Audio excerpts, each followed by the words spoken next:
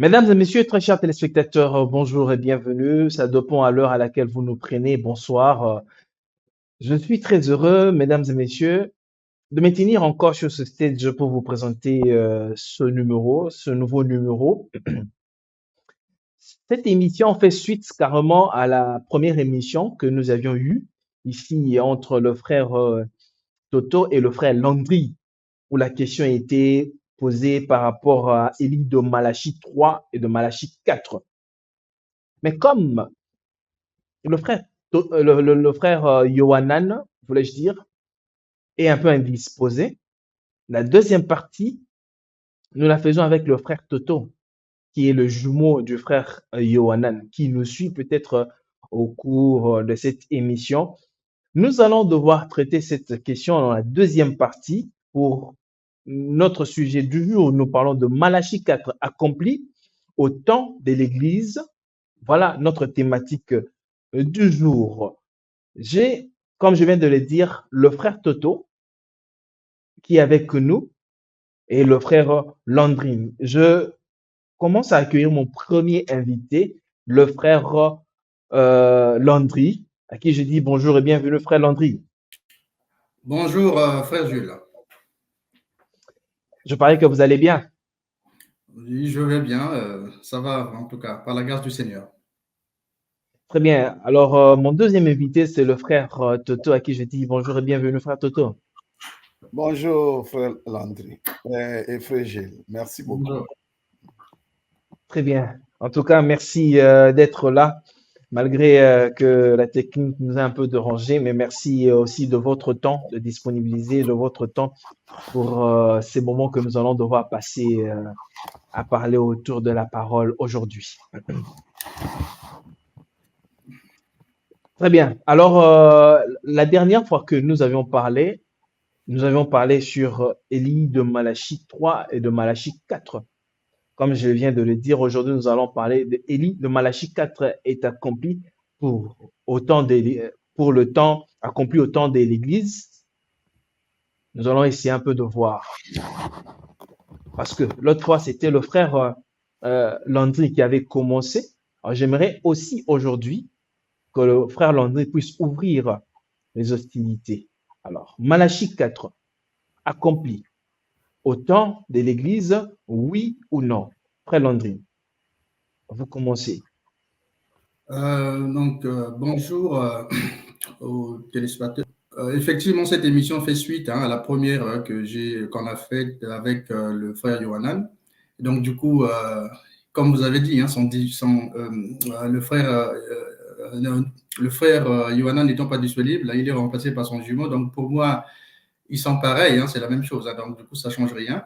Et donc, du coup, on fait la suite par rapport à la première. Et donc, je vais donc résumer. Je résume en fait. Donc, lors de la dernière émission, nous avons montré par les Écritures que la prophétie de Malachie 4 était adressée à Israël sous l'Ancienne Alliance, un peuple circoncis et descendant charnel d'Abraham. Donc, tous les prophètes annoncés dans l'Ancien Testament ne sont que les Juifs. Vous ne trouverez aucune prophétie dans l'Ancien Testament qui annonce un prophète païen, car les païens étaient considérés impurs et ils étaient interdits de rentrer dans les temples de prière sous l'Ancienne Alliance. On peut lire dans Ézéchiel 44, on prend directement le verset 9. Ainsi parle le Seigneur, l'Éternel, aucun étranger incirconcis de cœur et incirconcis de chair n'entrera dans mon sanctuaire. Sanctuaire, ça veut dire le temple. Et dans Acte 21, nous voyons également le même cas, on lit dans le verset 28, en criant, hommes israélites, au secours, voici l'homme qui prêche partout et tout le monde contre le peuple, contre la loi et contre ce lieu. Il a même introduit les Grecs dans le temple et a profané ce saint lieu. Verset 29, car ils avaient vu auparavant Théophile d'Éphèse avec lui dans la ville et ils croyaient que Paul l'avait fait rentrer dans le temple. Vous voyez? Donc, les païens étaient interdits de rentrer dans les temples. On lit également dans Acte 10, là j'utilise la Bible Semeur, c'est Pierre en fait qui parle, je vais directement au verset 28. Pierre dit, donc il leur dit, Vous savez que la loi interdit à un juif de fréquenter un étranger ou d'entrer chez lui, mais Dieu m'a fait comprendre qu'il ne faut considérer aucun homme, aucun humain comme souillé et impur. Ça veut tout simplement dire que dans l'Ancien Testament, les Juifs considéraient tout étranger souillé comme impur. Donc, tous les prophètes dans l'Ancien Testament, ont été promis et envoyés à Israël. Par contre, les enseignements des prophètes de l'Ancien Testament concernent aussi les païens aujourd'hui parce que nous avons rejoint la nouvelle alliance par Christ et sommes devenus un seul peuple avec Israël. À ce titre, Moïse a été envoyé aux enfants d'Israël, mais les païens aujourd'hui pratiquent aussi ces lois comme Israël qui sont applicables sous la grâce. Par exemple, honore ton père et ta mère, que nous pratiquons, c'est Moïse qui l'a enseigné. Jean-Baptiste a été envoyé aux Juifs, mais les nations pratiquent le baptême d'eau qu'il a enseigné. Donc, quand Pierre dit dans Actes 2, 39 que la promesse est pour vous et pour ceux qui sont au loin, cela ne veut pas dire que Dieu va aussi envoyer le prophète Moïse chez les païens ou envoyer aussi Jean-Baptiste ou un autre Élie chez les païens, etc. Mais juste que les païens, par Christ, participent aux promesses en suivant les enseignements des prophètes juifs envoyés aux Juifs et aux nations comme Paul. Et nous avons dit que c'est Jean qui était cet Élie de Malachie 4 parce que Christ l'a confirmé dans Matthieu 11, 14 et nous suivons tout simplement ce que le Seigneur nous a dit et révélé sans séparer les deux portions de Malachie 4 car il est la vérité, pas un menteur. Si Jésus a déjà donné la réponse à cette question, pourquoi chercher une autre réponse? Nous croyons Christ car il est indiqué nulle part que Jean n'a pas accompli la deuxième portion. Concernant la loi de Moïse, nous avons dit que toute la loi de Moïse n'était pas applicable sous la grâce dans sa totalité et voici quelques versets pour le comprendre. Pour les lois en vigueur, applicables sous la grâce, sans sanction en cas de désobéissance, on va prendre Exode 20. On prend par exemple verset 16. Tu ne porteras point de faux témoignage contre ton prochain. Cette loi, il n'y a pas de sanction en cas de désobéissance. On va prendre un autre cas, verset 12. Honore ton père et ta mère. Cette loi qui était appliquée dans l'Ancien Testament est aussi applicable dans le Nouveau Testament. On prend l'exemple d'Éphésiens 6 où Paul en parle. Éphésiens 6, verset 1. Enfants, obéissez à vos parents selon le Seigneur, car cela est juste. Verset 2. Honore ton père et ta mère. C'est le premier commandement avec une promesse. Vous voyez que cette loi qui était dans l'Ancien Testament est applicable dans le Nouveau. On prend le deuxième cas, pour les lois non applicables sous la grâce, vous êtes punis si vous commettez la faute. On prend Lévitique 20, 13, dit, si un homme couche avec un homme comme on couche avec une femme, ils ont fait tous les deux une chose abominable. Ils seront punis de mort. Dans l'Ancien Testament, c'est ce qui était appliqué. On prend un deuxième cas, des lois qui ne sont pas applicables sous la grâce. Ça, pour la première, elle était appliquée là-bas, mais aujourd'hui, on ne peut pas l'appliquer parce que les homosexuels, quand ils font même dans l'église, on ne les tue pas. Donc ça, c'est un exemple. Donc, on prend un deuxième cas, Deutéronome 25, 11. Lorsque des hommes se querelleront ensemble, l'un avec l'autre, si la femme de l'un s'approche pour délivrer son mari avec la main de celui qui le frappe, si elle avance la main et saisit ce dernier par les parties honteuses, c'est-à-dire les organes sexuels, verset 12, tu lui couperas la main, tu ne jetteras sur elle aucun regard de pitié. Vous voyez bien que ça, aujourd'hui, on ne peut pas l'appliquer sous la grâce. Je prends encore un dernier exemple, Lévitique 20, 11. Si un homme couche avec la femme de son père et découvre ainsi la nudité de son père, cet homme et cette femme seront punis de mort. Leurs sangs retomberont sur eux. Cette loi, dans l'Ancien Testament, dès que vous désobéissez, eh bien, on vous tue. Dans le Nouveau Testament, le même cas est arrivé et Paul en parle. Dans 1 Corinthiens 5, vous allez voir que Paul ne prend pas la même décision. On lit au verset 1. On entend dire généralement qu'il y a parmi vous de l'impudicité et une impudicité telle qu'elle ne se rencontre pas chez les païens. C'est au point que l'un de vous a la femme de son père. Et on lit au verset 5 où Paul conclut, il dit qu'un tel homme soit livré à Satan pour la destruction de la chair, afin que l'esprit soit sauvé au jour du Seigneur. Vous voyez bien que Paul n'applique pas cette loi-là pour tuer cette personne. Voilà.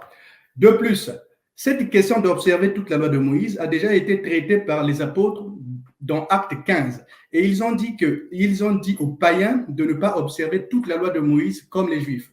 On peut le lire dans Acte 15. Là, j'utilise la Bible Louis II 21. On prend à partir du verset 5. Alors, quelques croyants issus du parti des pharisiens se levèrent en disant qu'il fallait circoncire les non-juifs et leur ordonner de respecter la loi de Moïse. Verset 6, les apôtres et les anciens se réunirent pour examiner cette affaire. Je descends au verset 10. Maintenant, donc, c'est Pierre qui parle, pourquoi provoquez-vous Dieu en imposant aux disciples des exigences que ni nos ancêtres, ni nous n'avons été capables de remplir? Là, il parle de la loi. Et au verset 28, voilà leur conclusion. En effet, il a paru bon au Saint-Esprit et à nous de ne pas vous imposer d'autres charges que ce qui est nécessaire, c'est-à-dire appliquer seulement une partie, mais pas toute la loi. Là, il s'adresse aux païens. Et il précise au verset 29 ce qu'il faut faire, vous abstenir des viandes sacrifiées aux idoles, du sang, des animaux étouffés et de l'immoralité sexuelle. Vous agirez bien en évitant tout cela. Donc, je viens de lire les Écritures qui sont claires. Les apôtres ont dit aux païens de ne pas observer toute la loi de Moïse sous la grâce. C'est ce que je disais lors de la première émission. Or, sous l'Ancienne Alliance, il est dit d'observer toutes les lois, pas seulement une partie. Lisant dans Exode 15, je prends juste la partie qui nous intéresse, verset 26, il est écrit « Si tu observes toutes ces lois », donc on prend bien la totalité, il ne dit pas une partie. On prend également dans Deutéronome 28, 15, je prends juste la partie qui nous intéresse, verset 15, « Si tu n'observes pas et ne mets pas en pratique toutes ces lois que je te prescris aujourd'hui », donc dans l'Ancien Testament, c'est bien précisé toutes les lois. Et là, nous venons de voir qu'on ne nous demande pas de le faire, d'observer toutes les lois dans le Nouveau Testament. Et nous avons donné quelques cas. Maintenant, parlons du rétablissement de toutes choses de Matthieu 17, 11.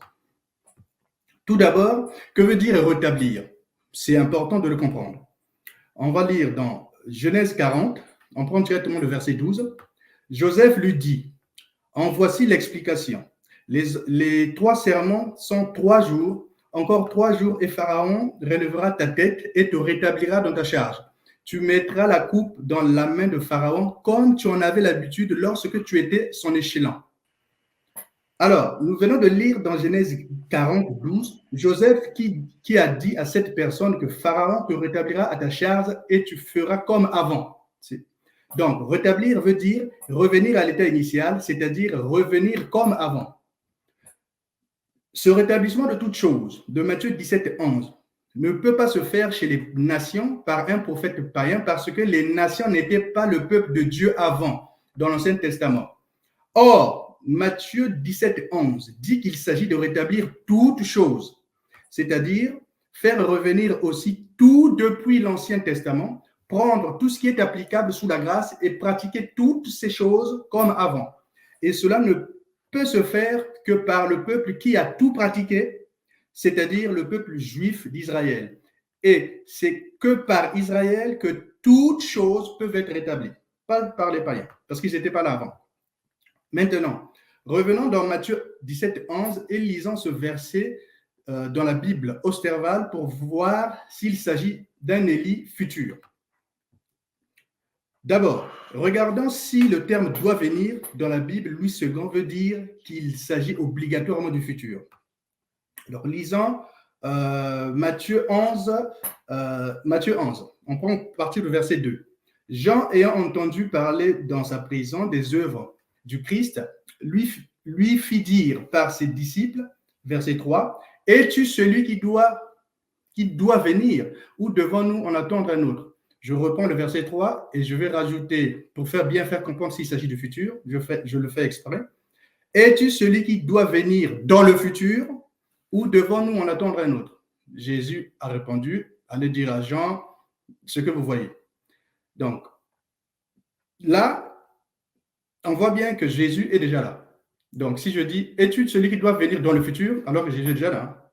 Donc, est-ce que c'est le bon terme qui a été employé? Ça veut dire Si que verset, la prophétie est accomplie là, oui, laissez-moi juste dans la finir. portion de Matthieu 11, 2.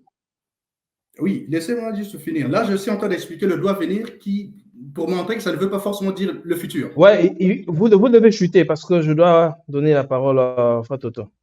Donc, je finis juste cette partie-là. Alors. Je finis juste, c'est bon? Ouais, Je finis? terminé. Oui.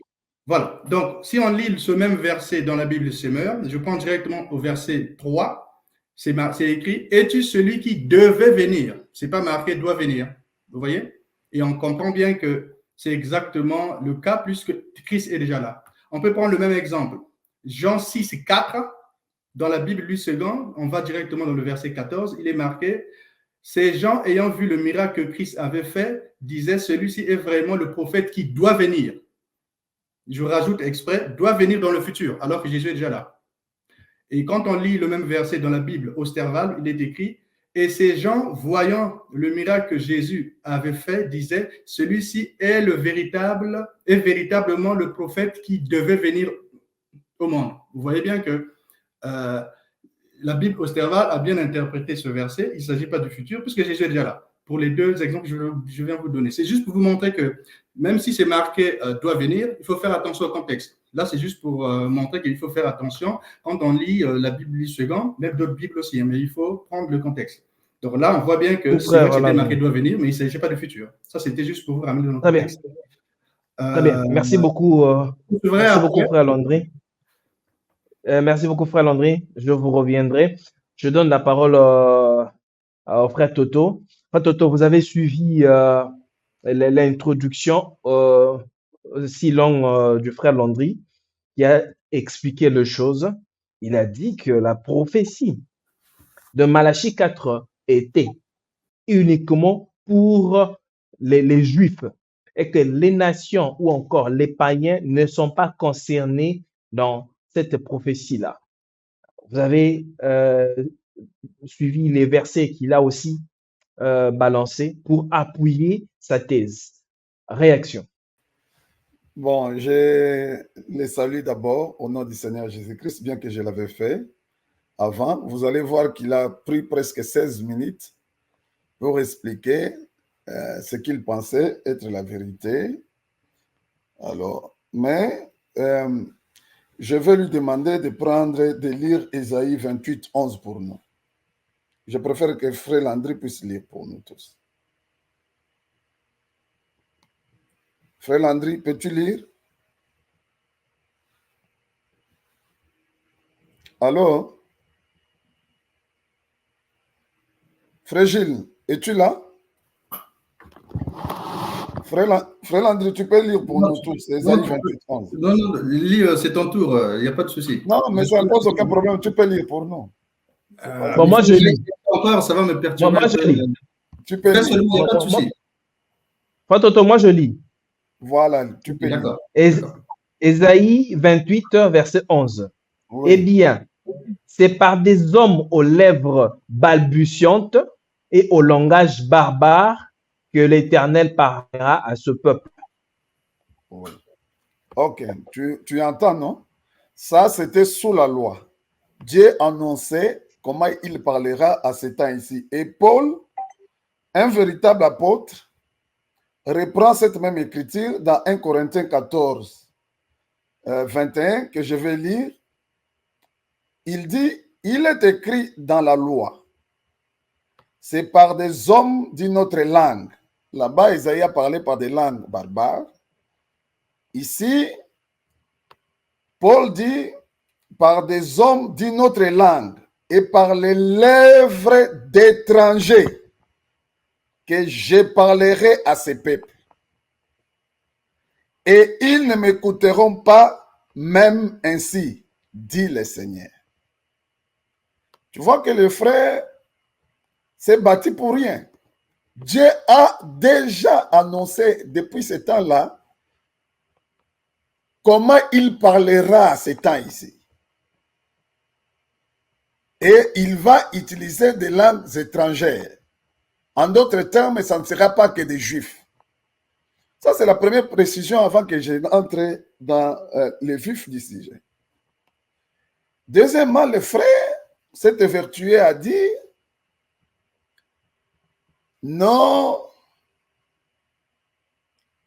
vous voyez, cette prophétie a été accomplie par Jean-Baptiste, mais personne n'a nié que Jean-Baptiste a accompli une portion de cette écriture. Nous croyons à cela.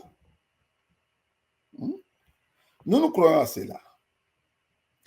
Deuxièmement, ou troisièmement, le frère Landry a encore dit, et ça j'aimerais quand même prendre cela, il dit, non, vous voyez, parce qu'on a parlé de rétablissement de toutes choses, comme le Seigneur Jésus-Christ a dit, c'est fini. Alors, frère Gilles, tu prends Matthieu 17, verset 1. Je ne demande que Matthieu 17, verset 1. Tu lis pour moi. Six jours après, Jésus prit avec lui Pierre, Jacques et Jean, son frère, et il les conduisit à l'écart sur une haute montagne. Bon, tu as entendu que... Oui, non, tu peux t'arrêter là. Okay. Tu as entendu que parmi les gens qui étaient là, il y avait Pierre, Jacques et Jean. Ils sont les témoins oculaires de ce que le Seigneur a dit là. Et c'est à eux que le Seigneur répondait, parce que c'est eux qui ont posé la question. Alors, le même Pierre revient plus tard, je peux dire quelques temps après. Ça n'avait pas très traîné, ça n'avait pas beaucoup traîné, voudrais-je dire. Il revient dans Acte 3, verset 19, je vais lire, parce que dans Matthieu 17, et ils ont posé la question au Seigneur de savoir pourquoi les scribes disent-ils que Élie doit venir premièrement et rétablir toutes choses. C'était une question de rétablissement de toutes choses. Mais Pierre qui était là et qui avait compris et qui a la meilleure compréhension, parce que c'est celui que le Seigneur avait laissé les clés de son église, écoute ce qu'il dit. Repentez-vous donc et convertissez-vous pour que vos péchés soient effacés, afin que des temps de rafraîchissement viennent de la part du Seigneur et qu'il envoie celui qui vous a été destiné, Jésus-Christ, que le ciel doit recevoir jusqu'au temps du rétablissement de toutes choses dont Dieu a parlé anciennement par la bouche de ses saints prophètes. Ici, nous parlons de ce rétablissement dont Dieu a parlé par la bouche de ses saints prophètes, entre autres Malachie. Êtes-vous d'accord avec moi, non? Frère Gilles, frère Landry. Êtes-vous d'accord avec moi? Oui. On vous suit, oui. Voilà. Donc, nous parlons de ce rétablissement dont le Seigneur a parlé par la bouche de ses saints prophètes, dont Malachie. Alors, mais Pierre qui était là, qui avait très bien compris, parce que Pierre, personne ne peut douter de sa capacité de comprendre ce que le Seigneur a dit. Pierre nous dit que ce rétablissement n'a pas encore eu lieu, de toutes choses. Bon, dites-vous, entre moi, entre Frère Landry et Pierre, qui nous devons croire?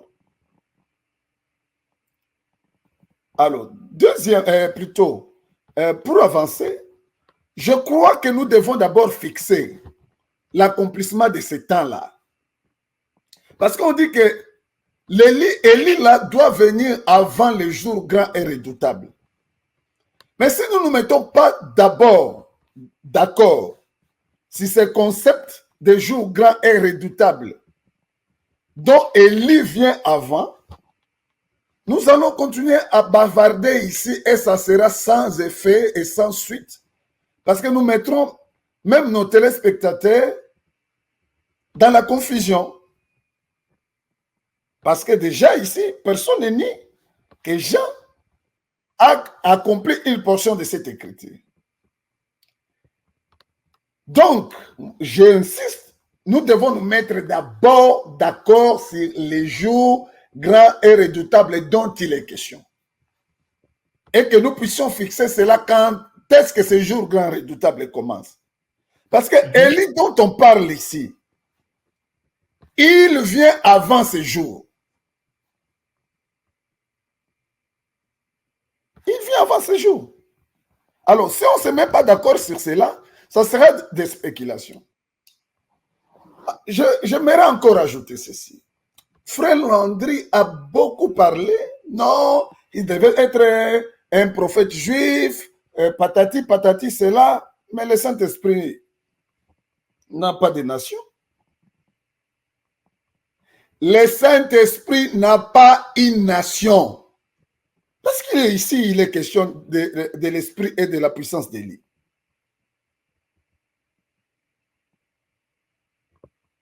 Pour faire le lien avec ce dont j'ai parlé sur Ésaïe 28, 11 et 1 Corinthiens 14, 21.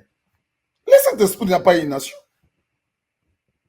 Le Saint-Esprit n'a pas une nation comme Frère Landry voulait faire croire au Seigneur. Et plutôt faire croire aux téléspectateurs.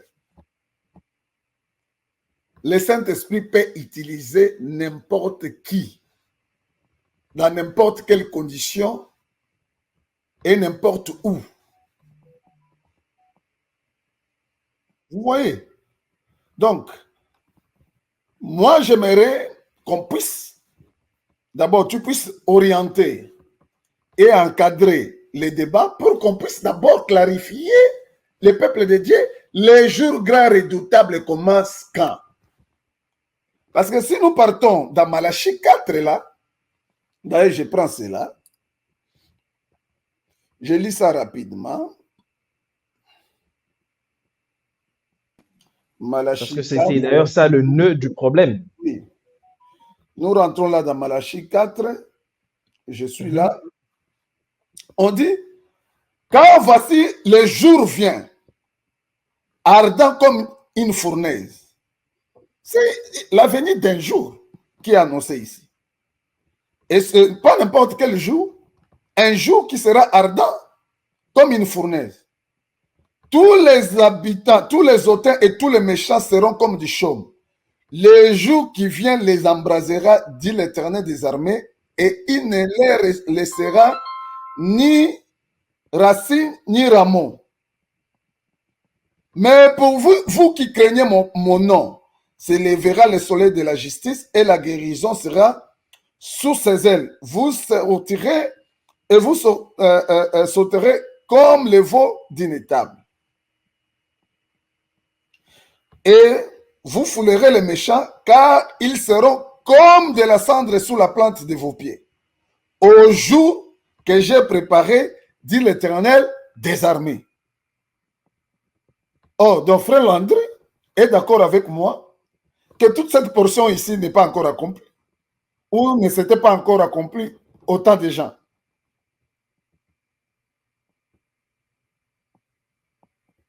Frère Gilles, frère Landry, es-tu d'accord avec moi que juste après le départ des gens, les méchants n'étaient pas devenus comme du chaume? Tu es d'accord avec moi? Vous vous posez juste des questions et puis dans son temps d'antenne, il va rebondir sur ça. Non, il va rebondir. Et ainsi de suite. Mais on dit ceci, sur verset 5.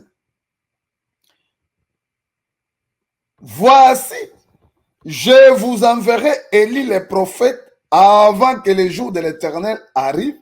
Ce jour grand et redoutable qui a été annoncé là-bas dans Malachie 4, verset 1. Ce jour ardent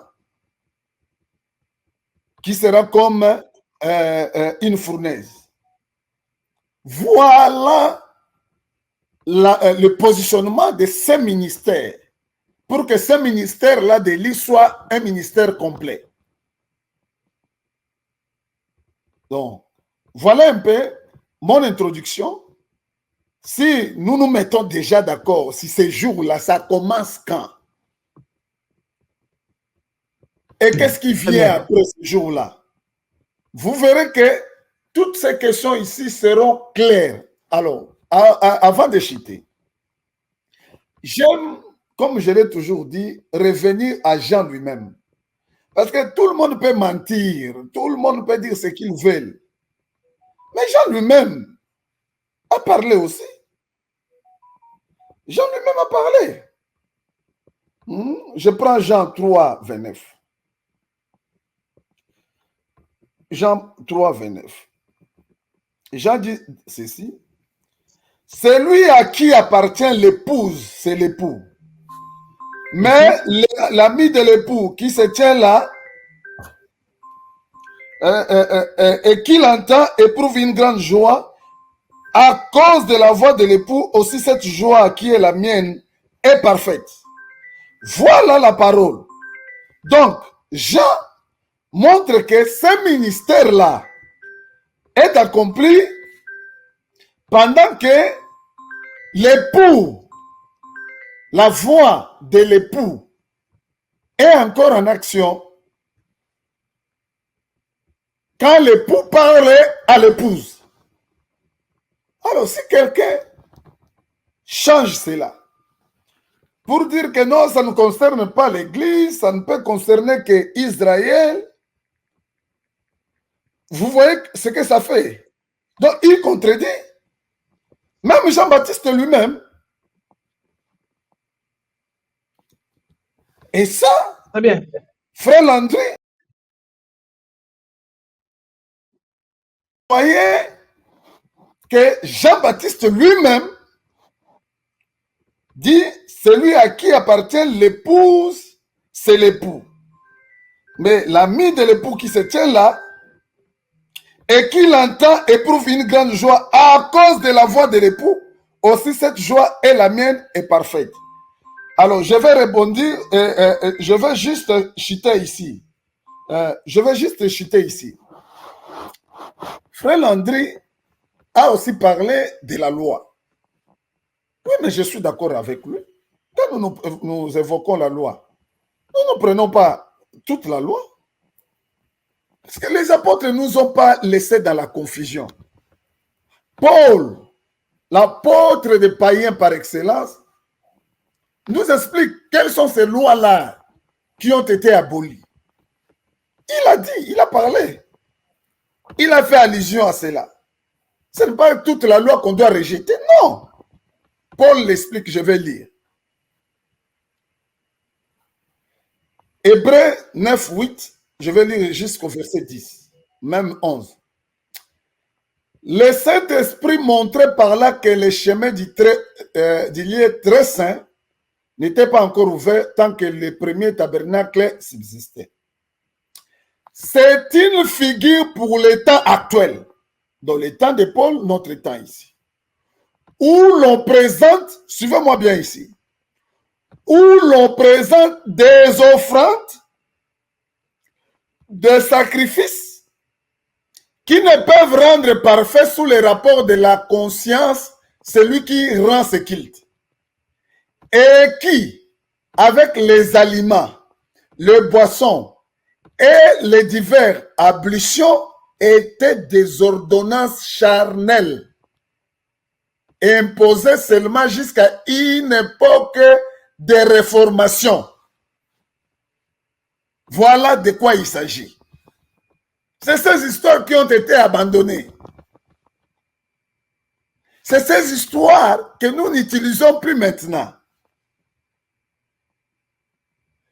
Mais il continue. Mais Christ est venu comme souverain sacrificateur de biens à venir.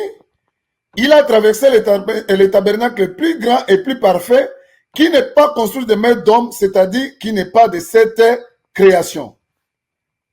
Donc, vous voyez, quand on parle des histoires abandonnées, Paul est clair.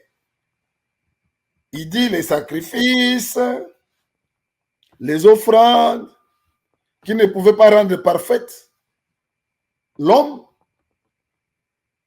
les aliments, les boissons et les diverses ablutions qui étaient des ordonnances charnelles imposées jusqu'à cette époque-là. Donc, Christ a aboli tout cela. Donc, il ne faut pas faire l'amalgame avec ce qui continue dans les prophéties, les écritures qui nous concernent aussi, avec tout ce que le Seigneur a aboli.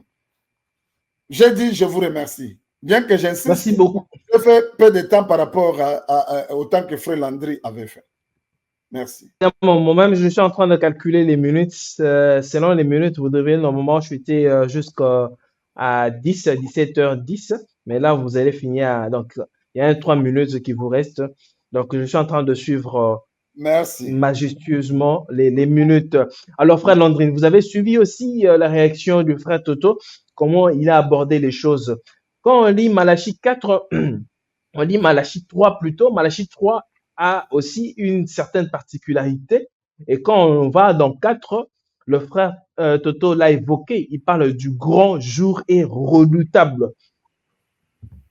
Le grand jour redoutable n'a pas été accompli dans 3, parce que dans 3, on ne parle pas du grand jour et redoutable. Mais quand nous arrivons dans 4, 4 nous parle carrément du grand jour et redoutable. On montre carrément 2 dispositions qui sont différentes et puis 2 prophéties de 2 époques qui sont distinctes. Alors, quand vous parlez aussi, le frère Toto a évoqué aussi par rapport à l'esprit. Il a dit que l'esprit n'a pas de nation. Apparemment, c'est comme si vous voulez circonscrire le Saint-Esprit comme font d'autres religions. Par exemple, le Kimbanguiste circonscrit Dieu pour les Noirs, Église, un Dieu pour les Noirs, Église, un Dieu pour les Blancs, ainsi de suite. Éclairez-nous sur la question, frère Landry. 8 minutes. Ok, merci. Donc, j'ai la parole. Donc, j'ai écouté le frère Toto. Si vous voulez, c'est pas que je refuse, mais si vous voulez, pour résumer, le livre de l'Ancien Testament, ça raconte l'histoire des Juifs. Donc, c'est-à-dire que donc, déjà, quand vous prenez ce livre-là, quand vous le lisez, vous savez que vous lisez un livre qui raconte l'histoire de Dieu avec son peuple qui est juif. Donc, dans ce livre-là, quand Dieu parle, il s'adresse à eux, puisque les nations ne faisaient pas encore partie du peuple de Dieu. Donc, quand il dit, vous, je vais vous faire ceci, forcément, il s'adresse à eux. S'il parle des nations, il va préciser nation ou étranger. Donc, tout ce que vous allez voir dedans, vous, il s'adresse à eux, parce que c'est leur histoire. Okay? Maintenant, il ne suffit pas de venir dire que tel verset a dit ça pour dire que c'est nous. Vous voyez ce que je veux dire? Parce que ça, c'est une interprétation de frère Toto, mais ce n'est pas ce que l'Écriture dit. Donc, il lit, mais l'Écriture ne dit pas ce qu'il dit. Je vais revenir sur le jour de l'Éternel. Je vais d'abord finir sur le rétablissement de toutes choses et après, on parlera du jour de l'Éternel. Donc, je reprends Matthieu 17. Hein? Matthieu 17, parce qu'il faut bien éclaircir ce côté du jour de l'Éternel. Donc, Matthieu 17, donc, quand on lit en fait Matthieu 17 dans la Bible Osterval, c'est pour voir s'il s'agit du futur. Donc, je le lis à partir du verset 10.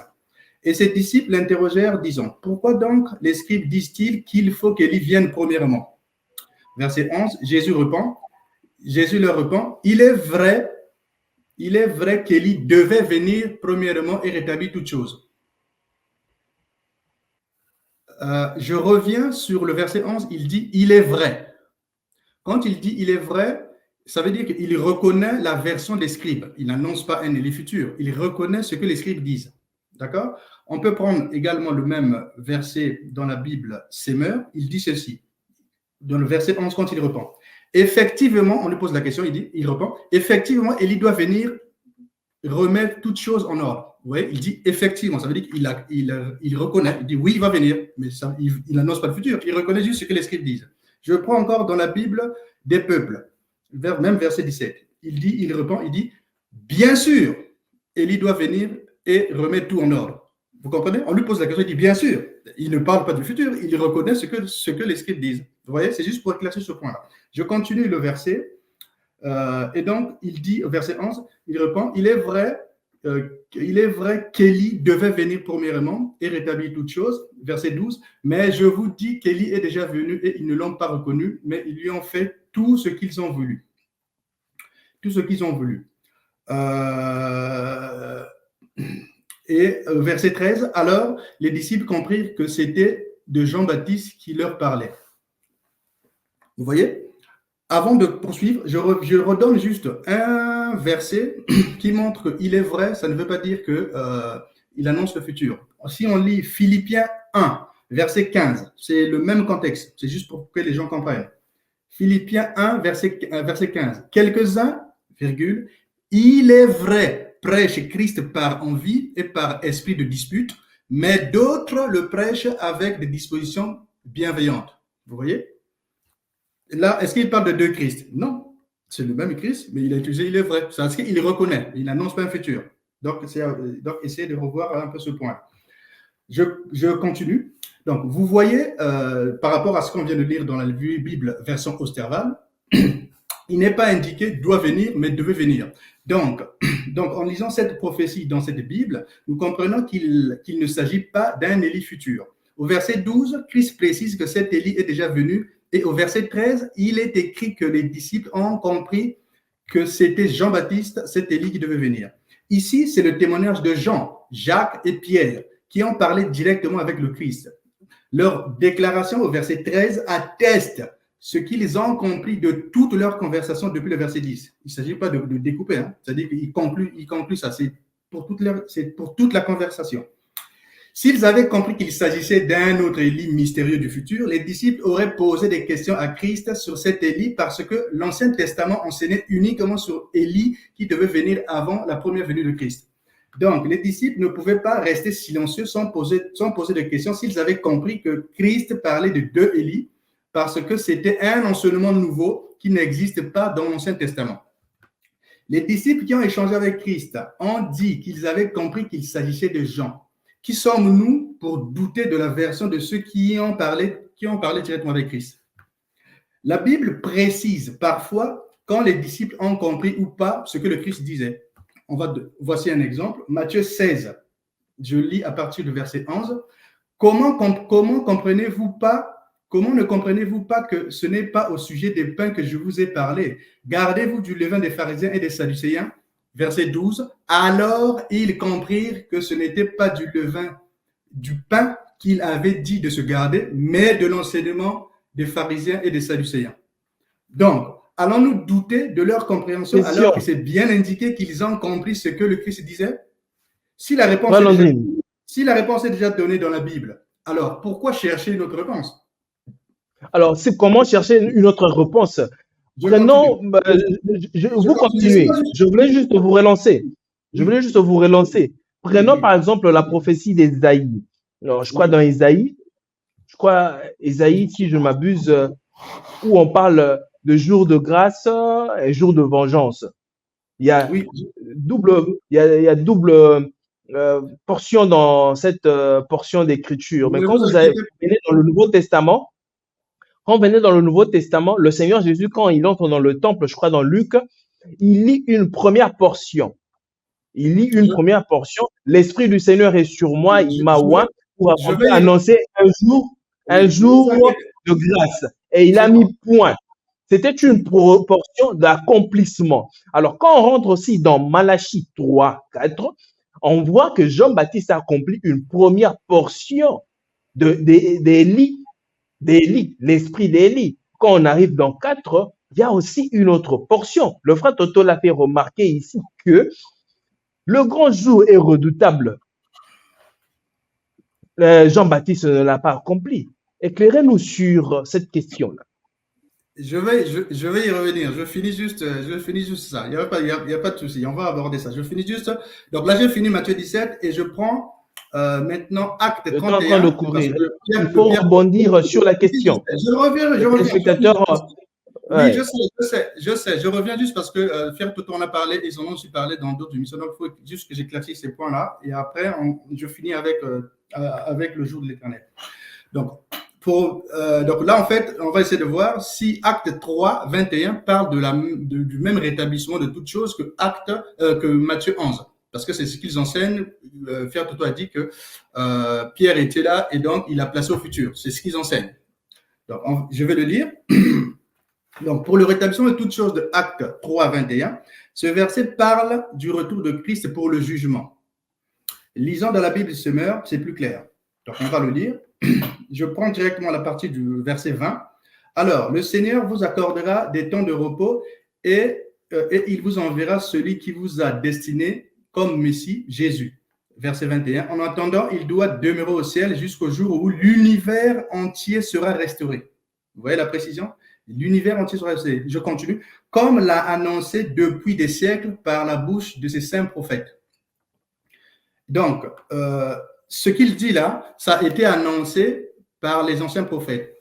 Si je prends, je poursuis, dans la Bible Semeur, c'est précisé l'univers entier sera restauré, donc le monde. Synonyme de l'univers, monde, terre, planète, galaxie, etc. Ce verset ne parle pas d'Israël, mais de la terre entière, donc le monde. Ce n'est pas Israël qui va être restauré, mais le monde entier, ou la planète. C'est ce qui est précisé dans la Bible Semeur. Et la Bible Semeur précise que les prophètes anciens ont parlé de ce rétablissement de toutes choses. On peut le lire dans la Bible livre suivant qu'ils utilisent beaucoup pour bien comprendre. Je prends directement le verset 21. Que le ciel doit recevoir jusqu'au temps du rétablissement de toutes choses dont Dieu a parlé anciennement par la bouche de ses saints prophètes. Donc, plusieurs prophètes ont parlé de ce rétablissement de toutes choses dans l'Ancien Testament. Or, il n'y a que le prophète Malachie dans l'Ancien Testament qui a parlé de cet Élie qui devait venir. C'est dans Malachie 4, 5. Nous disons que ce rétablissement de toutes choses parle du retour de Christ pour le jugement de la fin du monde. Je vous montre au moins 2 prophètes qui en parlent dans l'Ancien Testament. On va prendre Psaume 98 pour parler de... Revenez à la question, frère Landry. Revenez à la question. Vous prenez plus de temps à rebondir sur... Je prends le verset 9. Je prends le verset 9. Devant l'Éternel, car il vient pour juger la terre, il jugera le monde avec justice et le peuple avec équité. Ce jugement-là a été confirmé dans Acte 17 que le Christ, c'est ce Christ qui va le faire. Je prends également Deutéronome 32 qui dit, verset 35, « À moi la vengeance et la rétribution ». Verset 36, « L'Éternel jugera son peuple ». Dans Hébreux 10, Paul aussi en parle, il dit en verset 30, « Car nous connaissons celui qui a dit, à moi la vengeance, à moi la rétribution, et encore le Seigneur jugera son peuple. » Verset 31, « C'est une chose terrible que de tomber entre les mains du Dieu vivant. » De plus, dans la Bible Martin, il est précisé que les prophètes ont parlé de ce rétablissement de toutes choses dès le commencement du monde. Je prends directement le verset 21 du Bible Martin, en lequel il faut que le ciel contienne jusqu'au temps du rétablissement de toutes choses que Dieu a prononcé par la bouche de ses saints prophètes, dès le commencement du monde. Donc, dans quel but Dieu va parler du rétablissement de toutes choses qui concernent les païens au peuple ancien du monde, alors que cela ne les concerne pas? Si vous maintenez votre version, alors montrez-nous au moins 2 versets dans l'Ancien Testament qui parlent de ce rétablissement de toutes choses pour prouver que Acte 3, 21 parle du même rétablissement de toutes choses que Christ a évoqué dans Matthieu 17, 11 pour Israël. Voilà. Pour vous, ça concernait le juif. Oui, je reviens sur votre question que j'ai posée. Je reviens maintenant sur votre question. Vous m'avez parlé pour Ésaïe 61. Donc, pour Ésaïe 61, donc le problème se trouve sur Luc. C'est-à-dire que Luc 1, 17, on va parler de ça avec Malachie 4. C'est pour ça, en fait, qu'ils font le rapprochement avec Ésaïe 61. Donc, pour l'expliquer, voilà. Donc, on va lire Ésaïe 61, d'accord? Et Luc 4. Je le lis. Je commence au verset 1. « L'Esprit du Seigneur, l'Éternel, est sur moi, car l'Éternel m'a oint pour porter de bonnes nouvelles aux malheureux. Il m'a envoyé pour guérir ceux qui ont le cœur brisé, pour proclamer aux captifs la liberté et aux prisonniers la délivrance. » Verset 2, « Pour publier une année de grâce de l'Éternel et un jour de vengeance de notre Dieu, pour consoler tous les affligés. » Je continue au verset 3, parce que ça continue ses missions, ça s'arrête pas au verset 2. « Pour accorder aux affligés de Sion, pour leur donner un diadème au lieu de cendre, une huile de joie au lieu du deuil, un vêtement de louange au lieu d'un esprit abattu, afin qu'on les appelle des térémins de la justice. Une plantation de l'Éternel pour servir sa gloire. » Ça s'arrête là, l'émission de Christ. Au verset 3, pas au verset 2. 3 minutes restantes. 3 minutes restantes. Ça marche. À chaque fois, il marque pour. Donc, tout ça, ce sont ses missions. Jusqu'au verset 3, ça s'arrête. Je précise bien. L'émission de Christ s'arrête au verset 3. Maintenant, on lit Luc 4. Luc 4, je prends directement verset 17. Donc, on remet le livre à Jésus et l'ayant déroulé, il trouva l'endroit où il est écrit. Je prends verset 18. L'Esprit du Seigneur est sur moi parce qu'il m'a oint pour annoncer une bonne nouvelle aux pauvres. Il m'a envoyé pour guérir ceux qui ont le cœur brisé, pour proclamer aux captifs la délivrance. Suivez bien. Et aux aveugles le recouvrement de la vue, pour envoyer libres les opprimés. Verset 19, pour publier une année de grâce du Seigneur. Verset 20, ensuite il roula le livre et il le remit au serviteur et s'assit. Donc, il n'est pas allé au bout, de la lecture. D'accord? Maintenant, première question, pour bien comprendre cette partie-là.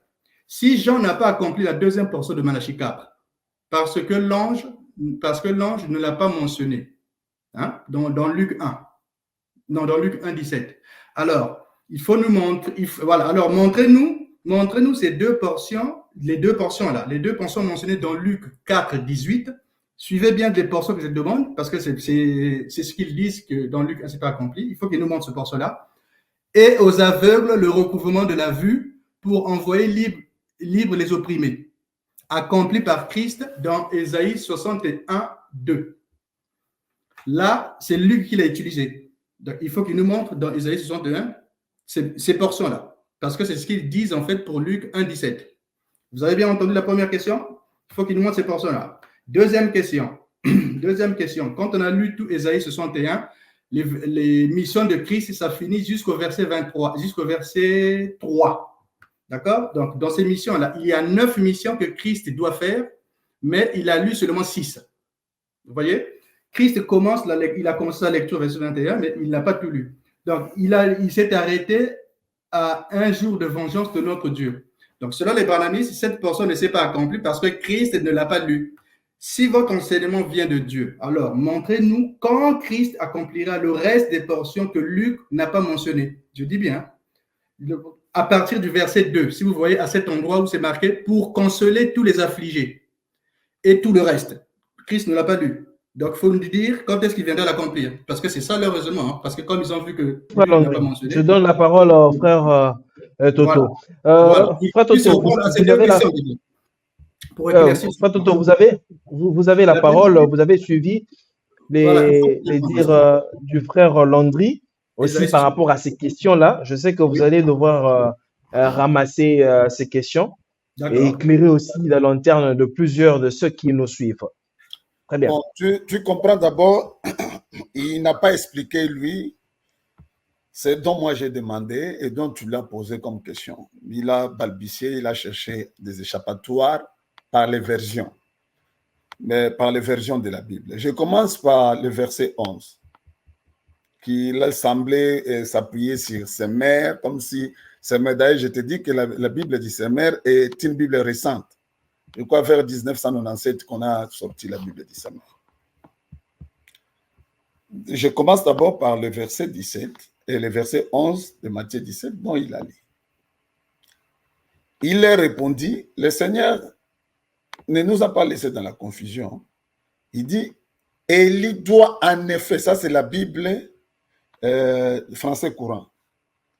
Il leur répondit, Élie doit en effet venir et tout remettre en ordre.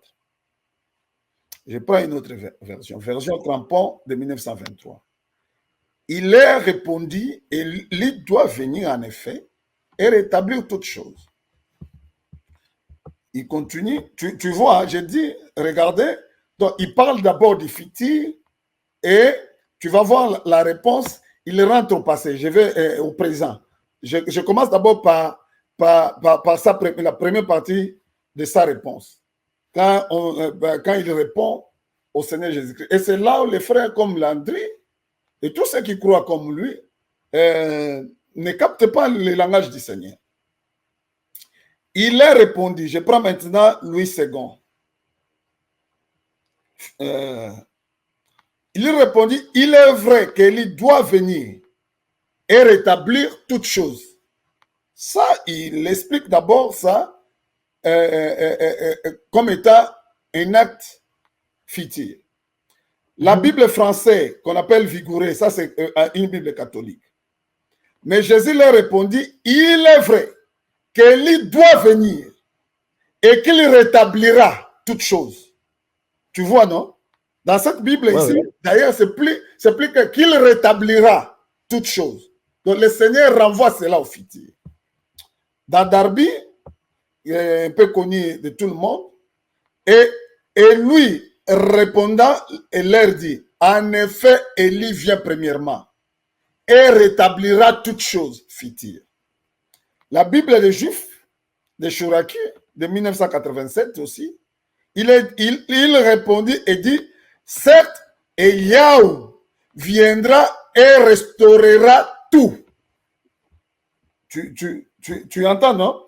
Maintenant, voici la partie que mes frères, je peux même aller plus loin. Je peux prendre la nouvelle français courant, l'édition Genève de 1979, Ostewald qu'il a un peu parlé, qu'il a cité là.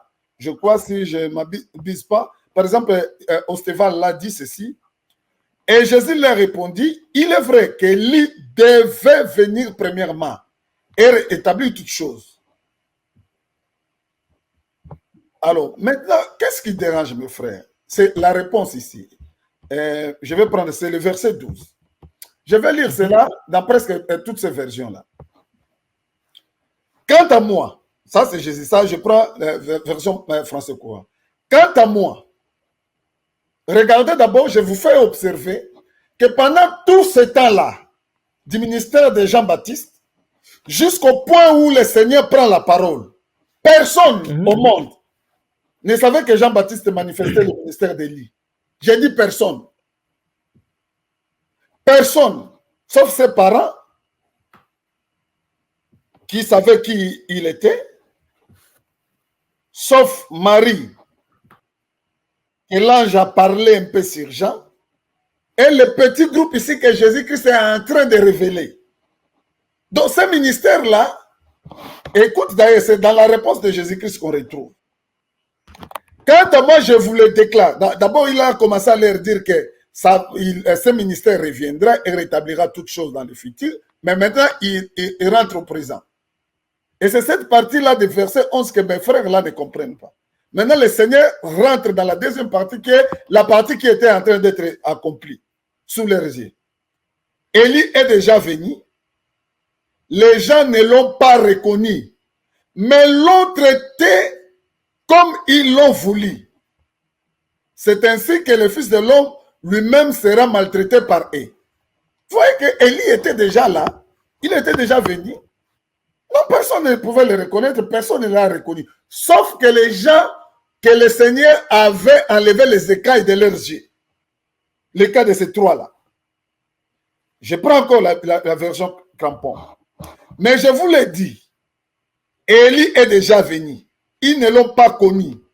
Et ils l'ont traité comme ils ont voulu. C'est ce qu'ils font aujourd'hui. Mais ça c'est la Bible seconde. Ça je ne lis pas parce que tout le monde connaît. Je parle la Bible vigoureux catholique. Parce que c'est eux qui sont les premiers à commencer à traduire des Bibles depuis l'époque. Mais je vous dis qu'Élie est déjà venu. Ils ne l'ont pas connu. Mais ils lui ont fait tout ce qu'ils ont voulu.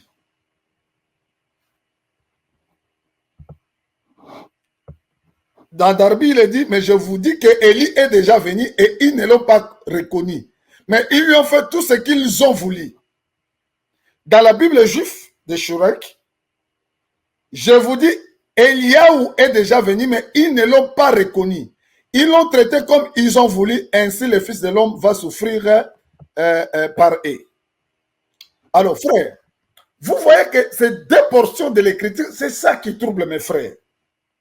La partie future que le Seigneur a renvoyée dans le futur, parce que regardez la confusion qu'a mon frère. Le frère dit qu'il y a des rétablissements de toutes choses dans la Bible. Je peux le mettre au défi qu'il va trouver aucune écriture parle de des rétablissements de toutes choses. Il n'y a que là où les disciples ont posé la question et là où Pierre a repris cette question. Parce que ce que les scribes disaient concernait le temps de rafraîchissement, concernait le ministère de cet Élie-là. C'est de ça qu'il s'agit. Ou le rétablissement. Il n'y a pas trois rétablissements de toutes choses ou des rétablissements de toutes choses. Non!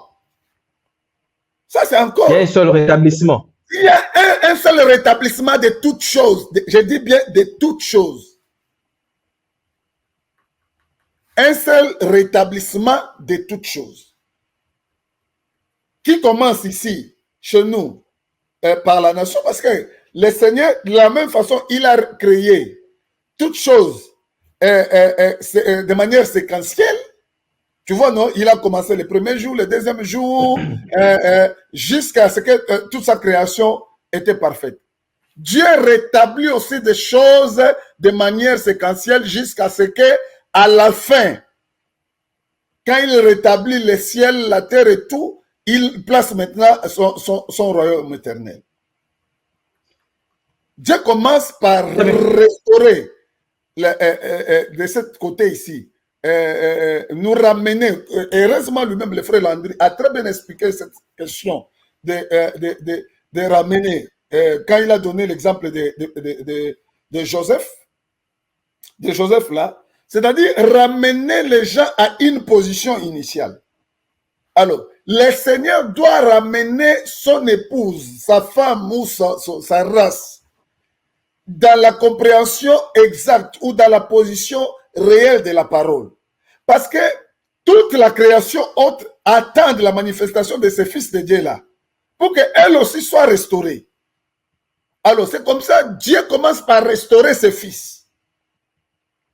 Et en restaurant ses fils, cela va entraîner toute la restauration là, toutes les autres restaurations qui arriveraient.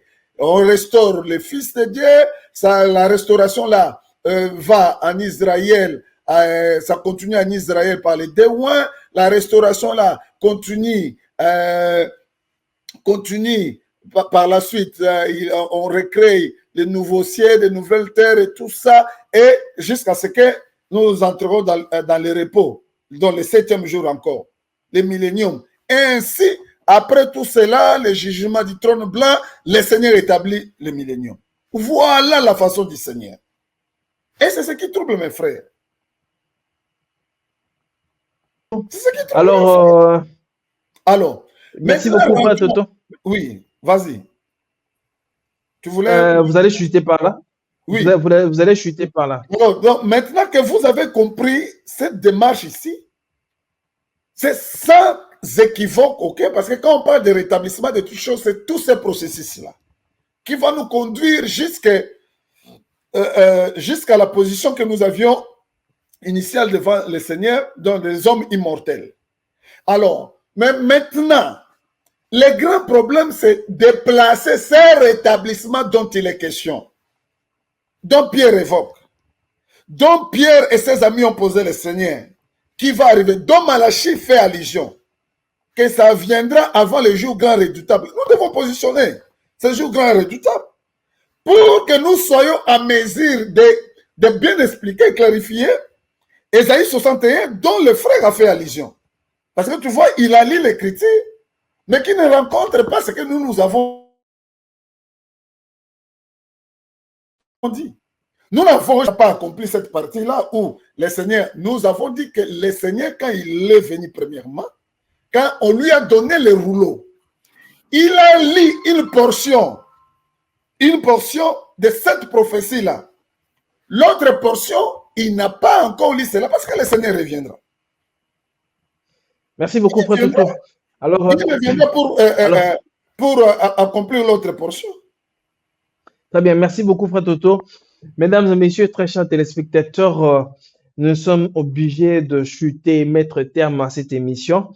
Mes frères Landrine, pour chuter, je vous donne 3 petites minutes parce que la régie est en train déjà de me faire signe, comme la télé, c'est le temps. Il y a le plateau qui doit être utilisé tout à l'heure là. On doit carrément mettre terme. 3 minutes, vous chutez par rapport à tout ce que le frère Toto a dit. Et vous concluez par là. 3 minutes, s'il vous plaît.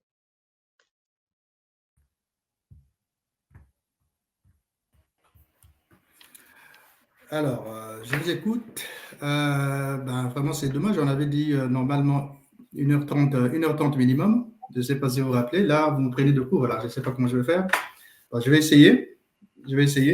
Donc, je dis juste que, bon, frère Toto, donc je vous ai entendu. Donc, si vous voulez. Je pense qu'on a déjà fait au-delà d'une heure. Oui, alors, si vous voulez, nous, on vient ici, en fait, c'est en fonction de vos enseignements. Donc, quand vous enseignez, il n'y a pas de souci. C'est juste que quand on vérifie dans la Bible, ben, ce que vous enseignez, ben, on ne retrouve pas. C'est pour ça qu'on vient vous poser des questions ici. Pour Matthieu 11 que vous avez dit, Matthieu 11 que Non, vous avez, je corrige. Vous ne venez pas nous poser des questions. Vous venez exprimer votre croyance à vous. Bien sûr, c'est ça, oui. S'il vous plaît, nous exprimons. C'est ça, mais en fonction des Écritures. C'est bon, c'est ça, mais en fonction des Écritures. Donc, pour Matthieu 11 que vous avez expliqué, si vous regardez bien, en fait, dans toutes les versions que vous allez voir, à chaque fois, même dans la version française courant, il vous dit, il répondit, il dit, en effet, Élie va venir. En effet, en fait, c'est remplaçable par bien sûr, effectivement, tout ça. Aucune prophétie ne commence par reconnaître ce qu'on vous demande. D'accord? Vous allez voir, certes, regardez bien dans tous les Bibles que vous utilisez, à chaque fois, vous allez voir, soit en effet, certes, bien sûr, tout ce que vous voulez, effectivement. D'accord? Donc, c'est. Voilà. Maintenant, pour le rétablissement de toutes choses, là, je vous ai posé, si vous voulez, dans le message, ils enseignent que Jean n'a pas accompli la deuxième portion parce que Luc ne l'a pas mentionné. Donc là, j'ai posé la question à frère Toto. Vous avez vu, il ne m'a pas donné la réponse. J'ai demandé qu'il nous montre les deux portions et aux aveugles le recouvrement de la vue pour envoyer libres les opprimés. Il n'a pas montré ces portions-là dans Isaïe 61. Les deux là. C'est pour confirmer leur version. S'il nous montre, on va croire ce qu'ils disent que comme Luc n'a pas mentionné cette version, donc ce n'est pas accompli. Comme il n'a pas montré ça, pour moi, ça ne veut rien dire. Puisque j'ai le même cas. J'ai également pris Isaïe 61 où j'ai montré les portions que Christ n'a pas lues. Quand est-ce qu'il va venir les accomplir? On n'a pas de réponse sur ça. Il pourra, même dans d'autres émissions, je suivrai, s'il trouve la réponse, il pourra nous donner. Tant qu'on n'aura pas ces réponses-là, ça veut dire que ce qu'il raconte sur Luc 1, 17, que la portion n'est pas mentionnée, comme ce n'est pas mentionné, ce n'est pas accompli, on voit bien au niveau de la Bible ne le confirme pas. Je prends un dernier verset pour finir cette partie-là. Ésaïe 29, 35, 42. Si vous lisez ces trois portions-là, ces trois versets-là, dans Ésaïe 29, chaque verset reprend la portion d'ouvrir les yeux. Chaque verset, hein, c'est ces trois que je viens d'indiquer, il reprend la portion d'ouvrir les yeux. Par contre, il complète les autres missions par des missions différentes. D'accord? Mais nous savons bien que Ésaïe 29, 35 et 42, c'est Christ qui accomplit toutes ces écritures, toutes ces portions-là. S'il dit que ce n'est pas le cas, qu'il puisse nous montrer les autres portions qui ne sont pas indiquées là. Quand est-ce qu'il viendrait les accomplir? C'est le même cas que Luc 1, 17. Je leur montre ça, c'est pour qu'ils comprennent que leur raisonnement qui montre Luc 1, 17, c'est parce que ce n'est pas mentionné, que ce n'est pas accompli, ce n'est pas vrai. S'il maintient ça, qu'il nous montre avec les versets que je donne là, vous verrez qu'il ne trouvera pas ça, parce que Christ a tout accompli. C'est juste un langage biblique qui a entraîné beaucoup en erreur. Qu'il regarde juste. Et je finis par le jour de l'éternel. Je finis par le jour de l'éternel. C'est 3 minutes déjà. La régie me fait déjà signe que nous avons déjà dépassé les minutes. Le jour de l'éternel, vous allez encore prendre beaucoup de minutes, frère Landry. Ça prendra. Vous avez commencé à rebondir alors que vous devez normalement chuter là. C'est vraiment dommage. Je pensais qu'on avait une heure. Bon. Ok. Frère Toto, vous avez 3 minutes pour chuter, pour mettre terme, comme c'est vous qui, le frère Landry avait commencé, et c'est vous qui chutez alors. 3 minutes. Bon, tu vois d'abord que le frère Landry comprend la Bible comme un livre de concordance. Il dit parce que je n'ai pas vu ça de ce côté ici, forcément là-bas aussi ça doit être de cette façon-là. Non. La Bible n'est pas un livre de concordance. La Bible, on la comprend par révélation. Alors, ce n'est pas frère Toto, c'est Gabriel qui a cité une portion du livre de Malachie et Gabriel n'a pas cité l'autre portion. Et pour une raison évidente. Et parce que Gabriel, étant un envoyé du Seigneur Jésus-Christ, savait que le Seigneur allait expliquer cet esprit-là, ou l'application de ce ministère-là, la double application de ce ministère-là par la suite. Donc, vous voyez, donc, ce que je vous ai donné dans Matthieu 17, 11 et Matthieu 17, 12. Donc, il n'y a aucune confusion. Deuxièmement, moi, je dirais de manière simple, le jour de l'Éternel va commencer avec le départ de l'Église, parce que c'est une période qui va commencer de ce moment-là jusqu'à quand le Seigneur va établir son royaume. Ça, c'est cette partie-là qu'on appelle le jour de la colère. Le jour de la colère.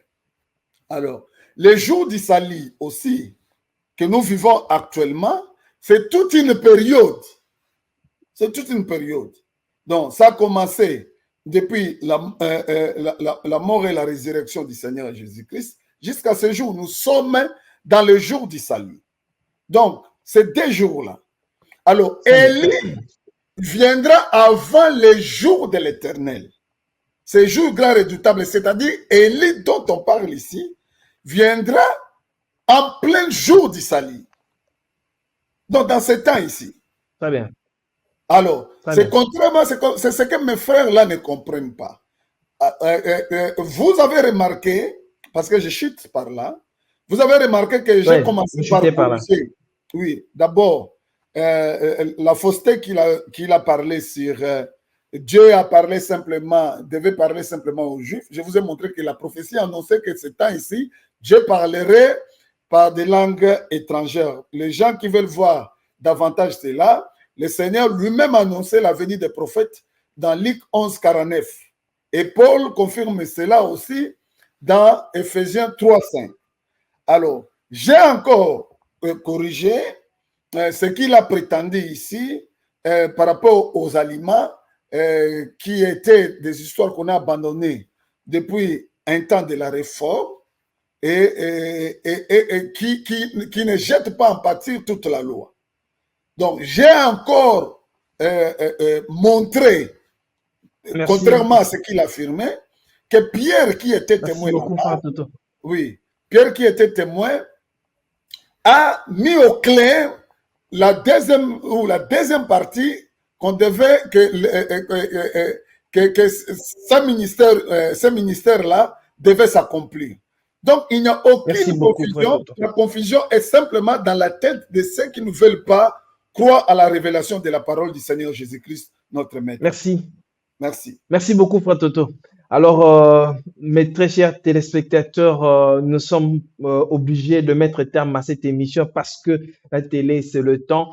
Peut-être si le Seigneur nous garde, on reviendra encore pour continuer parce que la matière est assez dense. Le frère Toto et le frère Landry n'ont pas fini leur exposé. Vous avez compris que j'étais obligé de les arrêter indépendamment de ma volonté. Mais on se retrouve très prochainement. Que tous ceux qui veulent participer à cette émission peuvent tout simplement nous contacter par le numéro affiché sur bas de vos écrans. Pour le reste, portez-vous bien, que la paix soit avec vous et que Dieu vous bénisse. Au revoir.